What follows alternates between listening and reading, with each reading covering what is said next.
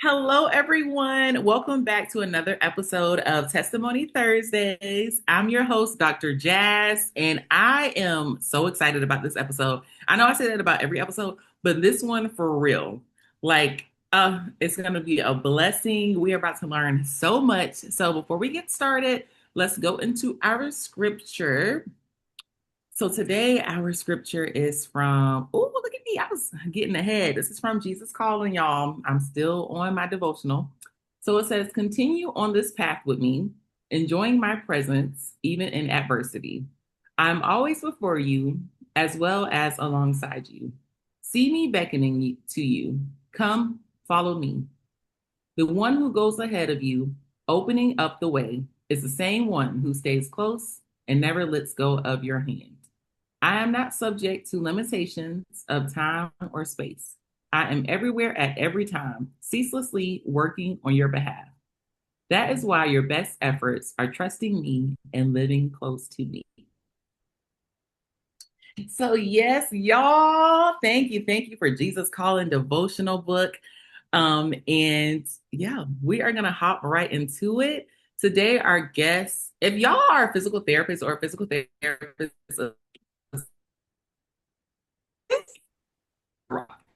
so this is my girl, Margie Wynn Blocker. I always say she's my sister because we have the same last name.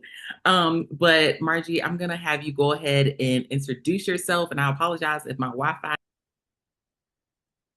It's okay. Wi-Fi is always for me. I just want to say thank you for having me on and thank you for opening us up with scripture. I think, especially now with everything going on, um, I live really close to DC, so I hear a lot of like the news more than I think most people.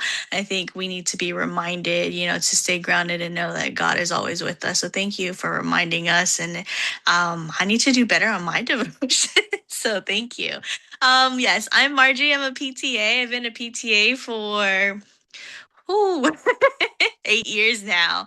And yeah, I live in Virginia, right outside of DC. I recently moved closer to Richmond, which is the capital of Virginia.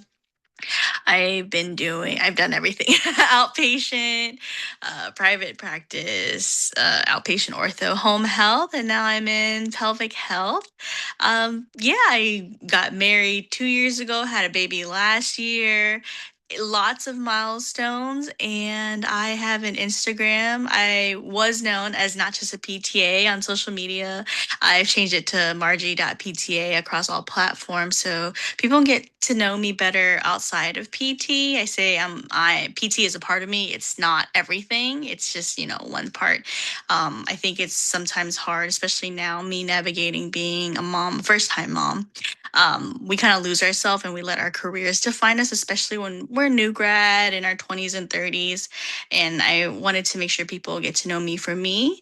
And yes, and yeah, Jasmine's my sister, my cousin, my husband, and her, they share the same last name. So we have to do like an ancestry DNA, see like where, we're along the line that we are related. Yes, thank you for sharing that with us. And no, you're right, because Blocker is not a common last name. So I'm like, we're definitely related somewhere. And yes, thank you for sharing that and sharing your social media platform handles as well. I do have a little icebreaker. So, what is something that you wish people knew more about pelvic health? It's not just Kegels. Yeah, I think Kegel is a component. I've been practicing like truly in the pelvic health specialty for about 6 months. I started training a year and a half ago. And the amount of Kegel exercises I prescribe is minimal, like 25% of my caseload. A lot of yeah, like I think people think that pelvic floor is just Kegels or it's just for moms postpartum pregnancy, like that age group. But we see people, we see children, we see geriatrics. So, but that's probably the biggest thing. It's not just all Kegels. Yes, because that's immediately what people think about. But I heard it's a very fun setting. I think for me, it's challenging to learn all of that stuff over again, but it's a great specialty. And I'm always referring people to pelvic health. I'm like, that sounds like you need to see a specialist, physical therapist, physical therapy assistant, because I just don't specialize in that area, especially when it comes to children too. So thank you for doing what you do. As far as social media, so I know you started your Instagram like years ago, and I have been following you for years, and I'm so mad we have not met in person yet. Like, I'm like, that is just crazy. We were But this close, we're so close Jasmine. at CSM, and I'm like, girl, yeah. But hopefully, you get to go to the National Association of Black Physical Therapists Conference or CSM next year. But we're gonna bump into each other at We'll one time. figure it out. I have my brother-in-law stationed in Hawaii, so we're due for a trip. Oh my God, who is your brother-in-law? Oh, I feel like His Blocker. last name, yeah, his last name's Blocker too. Who is that? I don't know any other blockers out here. Well, he's been out there for like a couple of years, a good at least 4 or 5. Get out in Oahu. Yes, I had to think about it because the city names are different. Yes, the island of Oahu. Yes, Who is yeah, because this? that's where the base is, right? The army base. Well, yep, they have the Army base here. They have bases on other islands too, but this is like the biggest one. Oahu. Yeah. Whoa. Okay. I have to bump into him one day. That's so crazy. But so when you first started your platform, what was your goal? Why did you start it? Because now today, people are like, that's their job, like being a content creator, even if they are like a healthcare professional. But what were your thoughts when you first started off? Gosh. So I graduated in 2018, and then in 2019, so I'm a year out, still a new grad, don't know what I'm doing. And I really enjoyed following other PTs on social media. And even today, when you type of physical therapy or PTs on social media, it's all DPTs. Like a good 99.9% are PTs, DPTs. And I was like, I mean, it's very close to what we do, very similar, but I just wanted something for PTAs. And yeah, it just came out of nowhere. It was kind of embarrassing. I think my first couple of posts got like 2 likes, and I had 12 followers. Half were like my family who didn't know what physical therapy was, and the other half were my colleagues or classmates that graduated with me. So I wanted to create a space for PTAs. I wanted us to talk about what problems we run into, new grad stuff, switching settings, mentoring, advocating, networking, all the things that I think is important for our profession outside of patient care. And I didn't feel like there was anything there for us, even within the APTA. It's very small. You have to really, really look and dig and comb through all the members to find some PTAs, even at CSM. So I think bringing PTAs together, and I have huge supporters of DPTs and PTs as well, OT, speech, nursing, like all walks of healthcare. Find my page, and I'm so grateful. My goal was never to be Instagram famous or an influencer with a million followers, but just kind of like a space for us to connect. And I think I doubted the power of social media, because now 7 years later, it's like, wow, I met so many cool people and so many opportunities and doors open for me. I've been invited to things, and just I never thought it was gonna like blow up like this. And I think that's the difference between like people that started in that era, like 2018. I first started my Instagram 2020. But I think I was following you on my personal page, like even before then. And yeah, same here. Like the reason I was just like, well, I want to talk more about physical therapy. I want to talk about my journey, like how I struggled getting through school.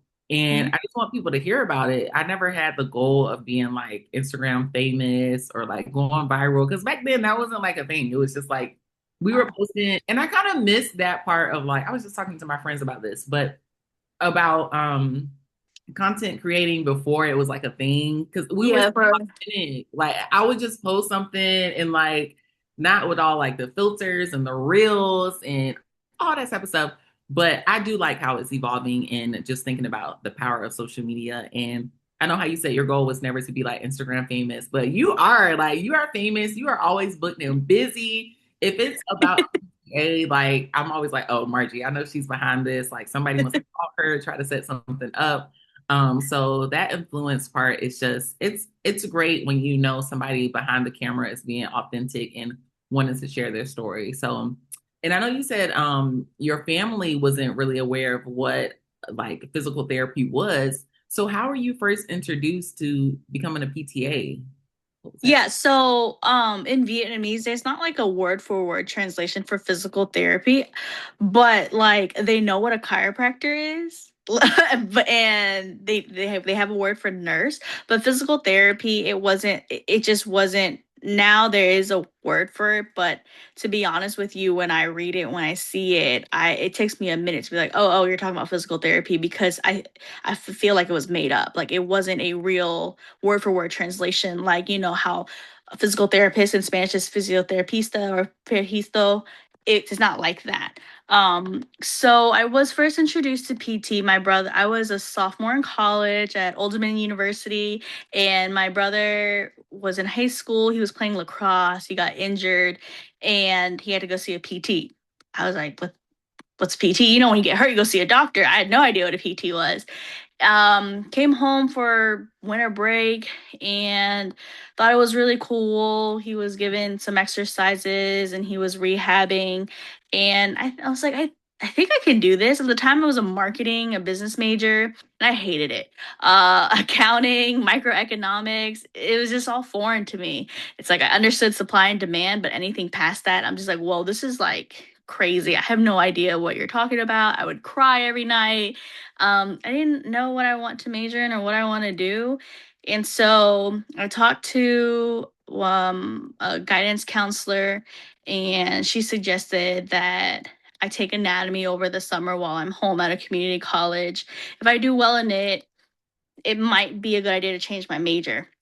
So went, enrolled, took Anatomy 101, and passed with flying colors. I finally understood what I was learning, which is really hard because I feel like a lot of my education, I feel like we skated. There was a lot of flashcard learning and memorizing. There was no concept or just critical thinking, reasons of why. I think I just didn't ever feel like I really liked or enjoyed learning. I never really liked school, but anatomy was the first class. I'm just like, I really like this. This makes sense. Did very well. Went back to the counselor.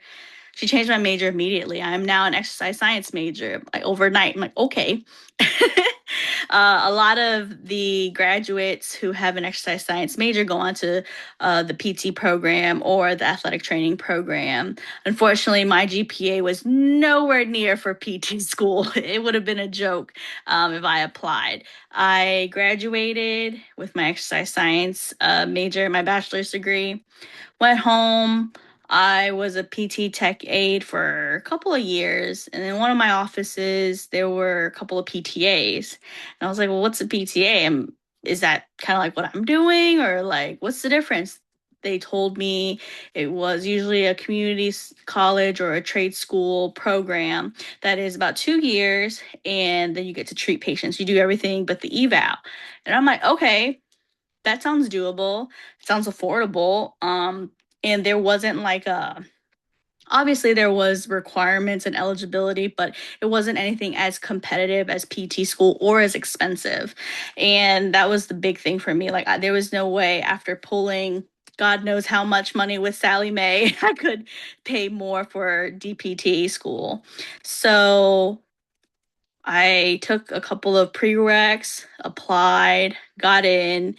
It was the hardest but best thing I've ever done. I tell people that my bachelor's degree, college, gave me a degree. Community college gave me my career. So I really, really support community colleges and my alma mater, my PTA program, and try to tell people like, there's not always one way. You don't have to go to a 4-year university. You don't have to go to get higher degrees. You can start at community college. I'm a big component and big advocate for it now. And I just love that I can I feel like I was a non-traditional student. I went to go get my bachelor's and then went back and got my associates and sat for the board exam, got my license, and yeah, here's 8 years later. I'm still enjoying what I do. That is a beautiful testimony. I did not know all of that. And shout out to that guidance counselor. That was like a similar story with me. Like, if you have a really good guidance counselor, they are going to guide you and do their job. Hmm. And they can make or break you because unfortunately there's some guidance counselors that tell students like, hey, I don't think you're good enough for this, or this is not your calling, or this and that, instead of trying to push you and figure out what you like what do you like to do. If you're not liking this major, try this class, and that's the time to Hmm. try it out. Like when you're young, when you're in school, you don't have to have everything figured out, but Yeah. it's good to like try different things. So thank you for sharing your route and how you went. And one thing too, that I admire about you is just your transparency, like you being vulnerable from your posts. Like I know I love when you do like the recaps and you like, oh, I made like this amount of money. And then with taxes, I did this. And like this is the difference between like an independent contractor and salary. And you have just introduced me to so many people when I look on their lives and their podcasts, and I'm like, oh my gosh, like we really can have financial freedom working in this field. So thank you for all that you share about that. And even too about just becoming a mother. And I don't know if you want to touch on that with like your pregnancy and how it did get scary for a little bit, but thank God, you had great doctors and it all worked out. So yeah, I didn't know if you wanted to share a little bit about that. Yeah. Yes. So very quickly and unexpectedly, after I got married, 6 months after we said I do, I found out I was pregnant. And I swore up and down that I never wanted to be the couple that had kids like right after we got married. We want to go travel the world. We're a little older too. My husband and I got married in our mid 30s. So like I know like the biological clock banter is always there, but we weren't rushing to have children. But I think God had other plans and everything always works out. So yeah, I was considered a geriatric pregnant woman because at 35 you're a geriatric in the OBGYN world. And so there was a lot of risk because I was considered high risk just for my age alone. I my blood pressure was elevated throughout my pregnancy. It was like in the 130s. I worked in home health and I would never flag a patient at when their blood pressure is in the 130s. We know that normal is 120 over 80. But 130s, I'm just like, it's nothing alarming. But I understood that, I was carrying a life and that could affect baby. So I had to kind of like put my mindset of like how I would treat or how I am as a clinician versus how I am as a patient and a mom aside.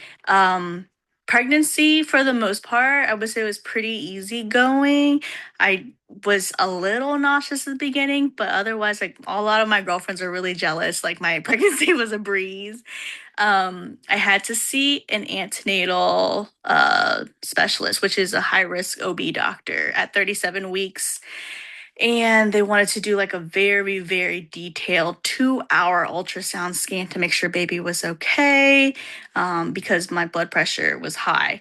And at the end of that appointment they said, hey, we're gonna go ahead and check you into L&D, so labor and delivery upstairs.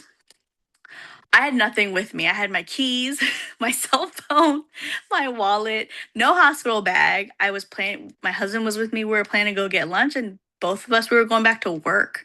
Like, no plans to deliver a baby today at all. No car seat in the car. Everything was at home by the door. I was planning to pack my hospital bag that weekend, but they're like, no, we're going upstairs and now we're going to diagnose you with preeclampsia. And I've always heard that terminology, but I didn't know, I had no idea what it was. And I was not very well versed in it, didn't do enough research. I'm over here going up to labor and delivery and Googling, like, what does this mean? There was a lot of fear involved, especially around baby's health. In hindsight, I think that my arm was twisted a little bit to make that call. They were worried about baby, but there was nothing wrong with the fetus at the time. They were more worried about me with my elevated blood pressure and how it could affect the baby. But overall, baby was fine throughout pregnancy. Um, I had I would say labor was rough and it was pretty traumatic.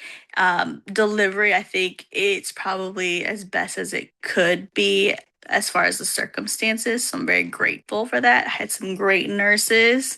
And it was just I it was like an outer body experience. I couldn't believe like this was happening now. We're like 3 weeks early. So in the midst of all that, I had to call work and start my paternity leave early, maternity leave early, 3 weeks ahead of schedule. And they had to shift my schedule. I went from thinking I'm going to work another week or two to, hey, this yesterday was your last day of work. And we had to really make some changes, especially financially. If you didn't know, if you thought that your next paycheck was your last paycheck, I think anybody would react in a little bit of panic and fear, especially like as a new parent. There's a lot of stuff we still need to get. Bills are still going to come. And so I think a lot of that now I know like everything was fine, but I think I'm always a person who likes to plan. I was doing home health, so I made really good money, and it was just immediately within 24 hours, everything just stopped. And I just focused on my health and baby. We were in the hospital for about 5 days. They wanted to make sure everything was okay. We were discharged, and 12 hours later, I checked into the ER for just I felt like I couldn't breathe. To this day, we're not sure if it was because I was so engorged because I didn't know that I was supposed to pump every couple of hours, or was it blood pressure related? Was it anxiety or a combination of things? We don't know.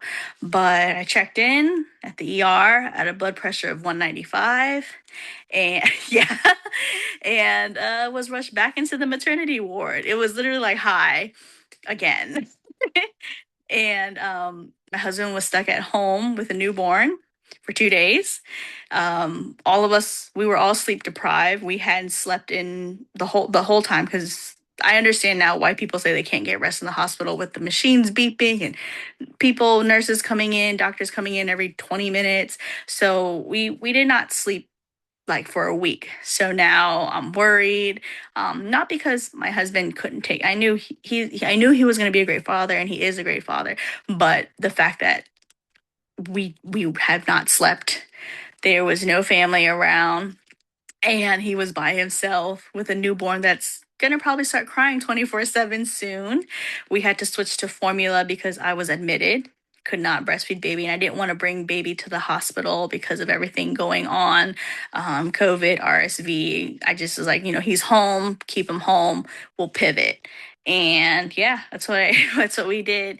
I was in the ER. I was in the hospital for another 2 days before they let me go home, and recovery was really rough. I don't know. I don't know how moms do it going back to work in 6 weeks. I know a lot of it is probably financial pressure. I think that the maternity care and the postpartum care in this country really sucks. Now that I'm on the other side of the fence, I can truly say that. And there's not a lot of support for moms, especially working moms. And I truly don't know how single parents do it. It was my husband. My mom flew in that week, and I still felt like I didn't have like it all together. I still don't have it all together. So I think it definitely opened my eyes to what's really important now. I love physical therapy. I love my career. I think during this past year I've been at home with baby, and I had a little bit of like an identity crisis because for such a long time I let my career define myself, and now I pivot and I'm like, well, I'm a therapist, but I'm also a mom. I'm also a wife, and first and foremost, like, I'm a person. So making time for myself, which is really hard. I think a lot of us we don't practice what we preach. I'm a big component of that, like self-care and make time for yourself. And I tell my patients this, and I do not listen. um, and so just taking in the small things. I know my career will always be there. I know jobs will always be there. I'm slowly getting back into the field right now. I work super part-time as a pelvic health therapist. But I know that it's crucial these years, this time with baby is so precious and it goes by very fast. Like he's turning 1 in a couple of months, and I'm just like, where did the time go? This time last year we were at my baby shower. So it's just time moves by really fast. And I think this year has definitely opened my eyes to like what's truly important. Oh my Margie, I could listen to you talk all day. Like, this is amazing. Thank you for sharing that because people need to hear that. It doesn't always go as expected, and you have to maneuver through it, and you have to stay prayed up and make sure, you're listening to your body. And like how you Mhm. said, we don't always practice what we preach. I can think of like 1,000 questions that I ask my patients every time I see them, every time I do an intake working in home health. And I'm like, oh, like, when is the last time you pooped? When is the last time you peed? And I'm like, dang, when is the last time I did it? Like, just asking like normal questions to people. And I'm like, well, did I, am I regular? Just thinking about those things. But even with, like how you said with single parents or like being in a hospital and your husband's at home for 2 days with the baby by Yeah. himself. Like, I'm not a mom yet, but I am a auntie. And I just remember when my nephew was a baby and being sleep deprived, like, and I wasn't even over there 24/7. I was over there a lot. But I remember this one night when we had our dog Oakley, rest in peace to Oakley. But I was sleeping on like the air mattress, and we like just got Jackson to sleep, and this was probably at like 1 o'clock in the morning. And the dog Oakley came and like put his toy on my chest, and I thought it was like somebody handed me Jackson. So I was like, oh, I got him, go back to sleep. So I'm like holding the toy, and I wake up, and it's like it's I thought it was Jackson as a toy. And I'm like, oh my, like, how do people do this by themselves? So Yeah. I'm glad you have your husband. I'm glad you have a great healthcare team to help guide you through that. But this was awesome, Margie. I just want to sit and talk to you more. But I do have I to, know we're gonna have to meet up soon, whether Hawaii or stateside. yes, I feel like I'm like I have a feeling we literally were probably like within 100 feet of each other at CSM and just missed each other because it was massive. it was so many people. I can't wait for next year. Yeah, I'm getting a vendor booth next year. do it. It's I'm gonna all be for big it. because I was looking at everybody in their booth and I was like, oh, this is fun. Like, I want to have a booth. I want to sell my book. I want it to Mhm. be real cute. I want to have like photo ops and stuff. Like, I'm like, and I was looking at how much it costs to be a vendor and stuff. I'm like, it's really not that much money. And you're gonna make it back, like if you're selling a product. Because it's so many people, so many people. So that's my goal for next year. But girl, how we end every episode, we talk about a test that we went through that led to a testimony, or a test that we're going through that's going to lead to a testimony. You just shared an amazing one with us, but if you have any other that you think that's on your heart right now, you want to share, please go ahead. Yeah, definitely. My career, even though as a PT, I follow under the care of a PT. I have some great role models, some great mentors. I had great CIs. I want to give a shout out to like two people, which is Dr. Buford and Dr. Cummings Taylor, two Black physical therapists that opened up their own practice, one home health and one pelvic health and outpatient. And I want to remind people, we just ended Black History Month and March being Women's History Month. We really need to support each other. I'm always a big advocate for people, for women, for people of color. We know. I hope we know that less than 5% of PTs are Black, and that at one point in time, a lot of people who are minorities couldn't even go to school, let alone get a doctorate. Times are changing, and I know it's really hard to see in specifically today's world, all the adversity that's happening. But just to remind you, I wouldn't be where I am today without great mentors like the two that I worked with. Just women supporting women. Just I always remember where I came from and remember that you're not always right. There's always more to learn. And if you open yourself up, it doesn't have to be through social media, but you can make great outlets, but always like remember to look back. I know I carry a certain privilege because of the way I look, because of my background, because of my race.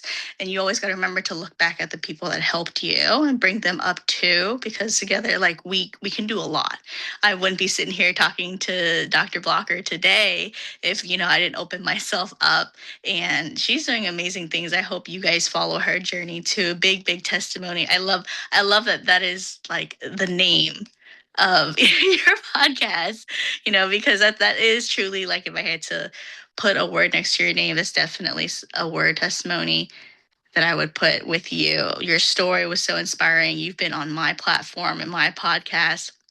And so keep inspiring people. But I want to remind people to always look back at people who are not as fortunate or not as privileged because they don't look a certain way. They don't come from a certain background or socioeconomic level. And just to remember that we really, really can change a lot of things if we work together. Goodness. Oh, girl. Thank you for saying that. Thank you for your mentors that came before you. And yes, we have to lift as we climb. That has been like a pattern that I've been hearing lately. Now I'm inspired. I kind of want to do like an IG live for March for Women's Month and like just have a bunch of like great women on there talking and sharing their story. So, but I'm a recovering procrastinator. So I don't know if it's going to get done this month, but we'll see. But thank you so much, Margie. Thank you all for listening. This was another episode of Testimony Thursdays, and we will see you all next week Thank you for having me. We'll meet up soon in Hawaii, right? in Hawaii. Yeah.